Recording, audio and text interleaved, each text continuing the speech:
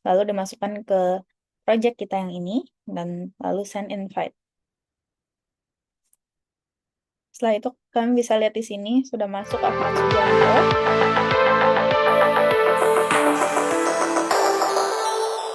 Halo semuanya, perkenalkan kami dari kelompok 8 ingin mempresentasikan tentang Project Management Software Tools.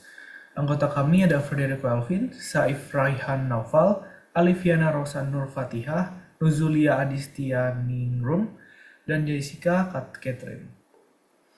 Pertama, saya mau menjelaskan apa itu Project Management. Project Management itu sebuah proses yang merencanakan, mengorganisasi, melaksanakan, dan mengendalikan project. Nah, di sini juga ada batasannya yaitu anggaran. Oke, selanjutnya Project Management Tools. Project Management Tools adalah perangkat yang dirancang untuk mengelola berbagai aspek dalam proses perencanaan, pelaksanaan, dan pemantauan proyek. Alat-alat ini tidak hanya membantu kita mengatur tugas-tugas yang ada, tapi juga memastikan kita bisa mengikuti perkembangan setiap tahapan proyek secara efisien. Ada beberapa tools yang dapat digunakan seperti Microsoft Project, Trello, Monday.com, projectmanager.com, dan lain-lain. Untuk pembahasan ini, kelompok kami menggunakan projectmanager.com. Ada beberapa alasan kenapa kami memilih tools ini, dengan kelebihan antara lain pelaporannya secara real-time, bisa menggunakan Gantt atau Kanban, dan dapat kolaborasi dengan user lain. Namun ada juga beberapa kekurangan yang perlu dipertimbangkan, seperti harga yang cukup mahal, memiliki banyak fitur yang bisa membuat pengguna bingung, dan tidak mendukung manajemen risiko. Seterusnya akan dilanjutkan oleh rekan saya.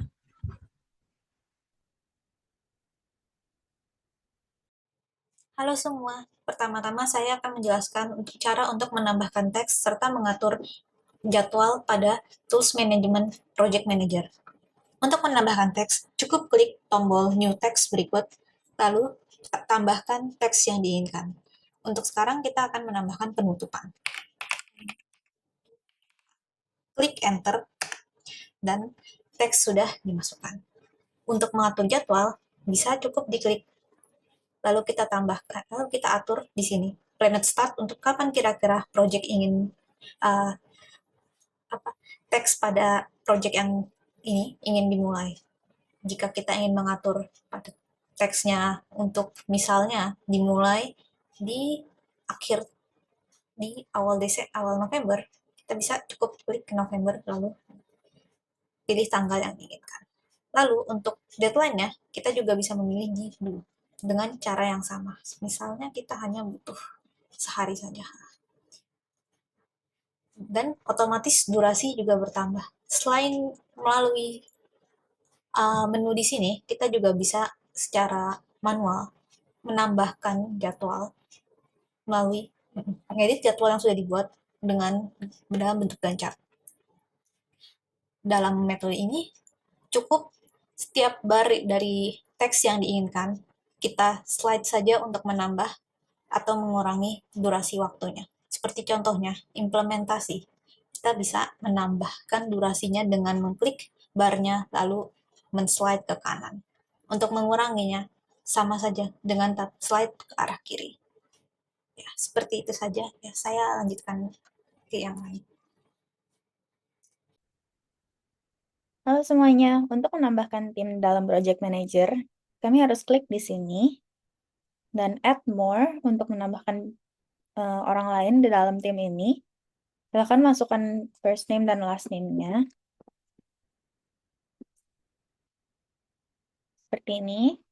Lalu emailnya juga, tapi karena ini bukanlah orang beneran, kita akan masukin non, supaya kita tidak usah masukkan emailnya. Lalu dimasukkan ke project kita yang ini, dan lalu send invite.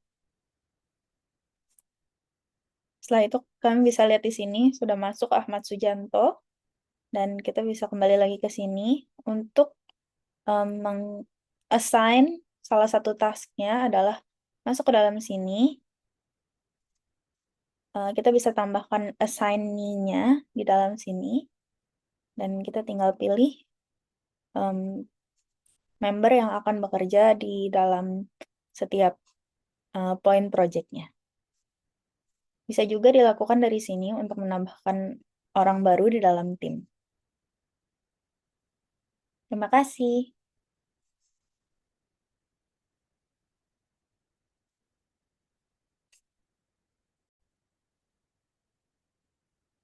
Baik, setelah sebelumnya kita menambahkan task name, kemudian jadwal, beserta kepada siapa tugas tersebut diberikan, langkah selanjutnya adalah kita menentukan ketergantungan antara masing-masing tugas.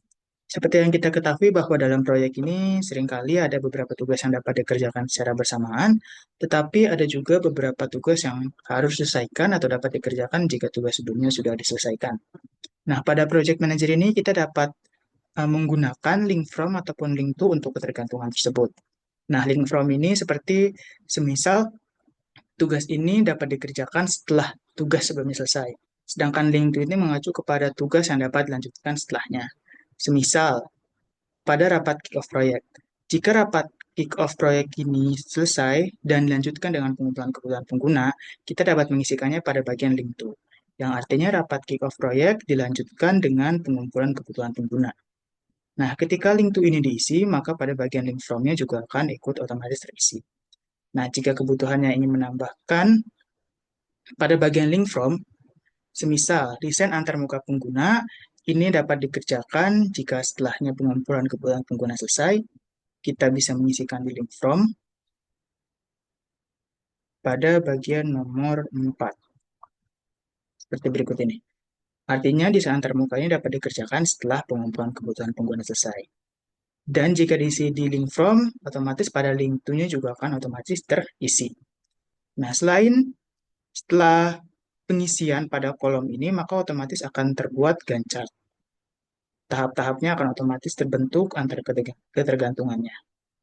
Nah, selain menggunakan atau mengisi pada kolom link from dan link to, untuk ketergantungan ini juga dapat langsung kita buat pada Gantt chart atau chart berikut. Dengan cara mengklik tahapnya, kemudian menarik, dan mengarahkan ke tahap selanjutnya. Seperti berikut ini. Ini menandakan bahwa tas-tas selanjutnya memiliki ketergantungan dari tas sebelumnya. Nah, dan jika pun kita mengisikan pada gancarnya secara langsung, pada bagian kolom link from dan link to akan otomatis terisi. Sekian pemaparan kami dari kelompok 8 mengenai software manajemen proyek, yakni Project Manager. Kurang lebihnya mohon maaf, sampai jumpa di video kami berikutnya.